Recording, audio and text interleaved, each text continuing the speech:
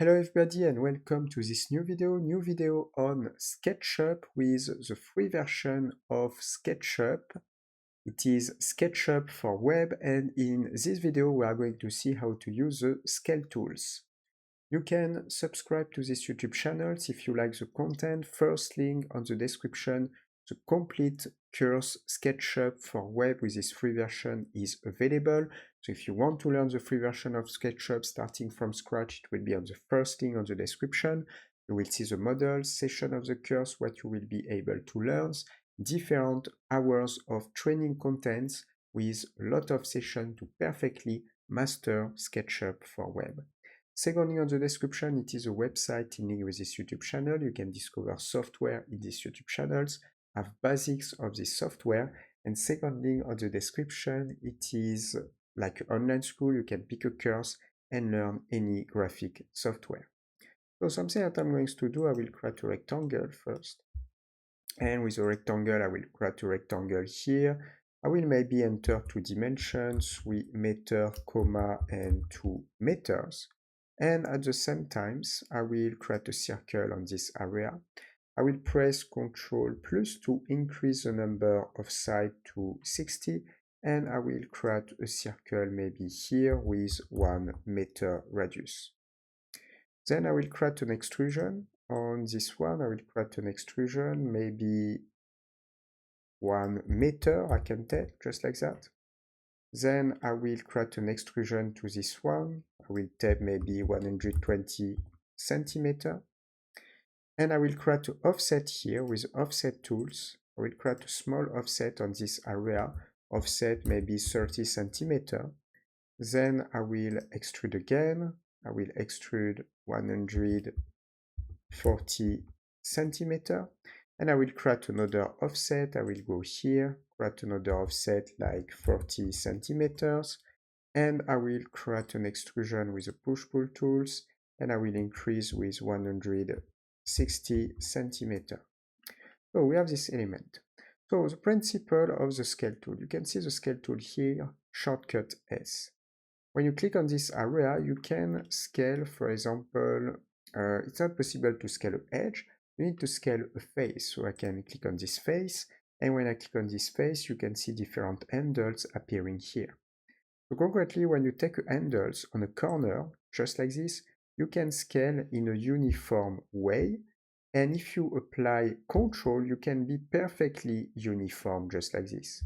So you can scale like this, but if you press control, you can perfectly scale from the center, just like that.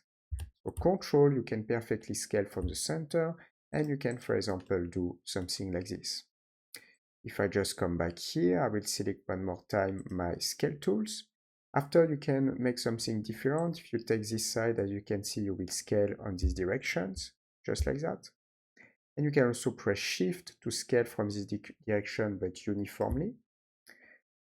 Let's just come back. You can also, for example, scale here on this direction, just like that, or after that on this direction. You can just use the different handles and you can scale at your convenience on a face. I can now take another face. I can, for example, take this one, select the scale tools, and it is same. I can also have access to more handles here because it's a little bit different, and one more time we can scale with the different handles. So this is the type of things that we can do. If I just come back to my original shapes, like for example this one, I will create a cut. I will create a cut just in the middle, just like this. And I will create another one maybe here, and maybe another one here. I will select the push-pull tools. I will push a little bit here, this one, and this one, just like that. And I will create a group. So I will select all the elements and right-click, create a group. If I select the scale tools, for example, on something circular here, I can go on the top, and it is same. I can take, for example, this one. And if I press Ctrl, I can scale uniformly, and I will obtain this render. I can select this face, click here, and if I press Ctrl, I can scale uniformly. And I can also select this one, and I can use scale, And if I press Ctrl, I can scale uniformly as well. Now let's create a group also with this one. I will select all this one and right click, make a group. So when you have a group and you click here, you will have your box or your frame of selection if you prefer. When I click here, I can also scale. And something interesting, if I use the scale tools, because we have the frame of the group, we have more options. So for example, we can scale on this direction. Or for example, I can scale on this direction from this side. Or from this side, for example. Or from this side, just like that. You have also the possibility you can scale from the up, just here. If you take different handles, it depends on the handle that you choose. If you choose, for example, this handle, you can scale here, but you can also press, for example, Shift to keep the proportion, or Control to scale from the middle, just like that. So it means if you want to scale, you can also take the corner point, just like this, and if you press if you scale like this, you will keep uniformly, and you can press Control to scale from the center, just like that. But in the measurement features, you can also enter a value. Let's take a look. You can take this corner point to have uniform scale. You can press Ctrl Uniform Scale from the center. And when you stop, you can just type the value. If I type 0.4, I will scale at 0.4, just like that. Now, if I want to increase the size, I will do the opposite process. So I will click on this point. I will press Ctrl if I want to stay from the center. And if I want to duplicate by 2, I just step 2 and I press Enter. And as you can see, not duplicate by 2, I scale by a value of 2. But it is something important. If you have something like this, it is same. You can use the scale tool just like this. If you take here, you will go in these directions. If you take, for example, this point on this direction, so I will break my circular proportions. If I want to have 2 times the size, I will take a corner point. I will press Ctrl from the center. And if I wanted to have 2, I can have 2. But if you don't press Ctrl, you will keep scale uniformly, but just not from the center. And if I press 2, I will increase by 2, just like that. Now, if I want to reduce again, I can go here.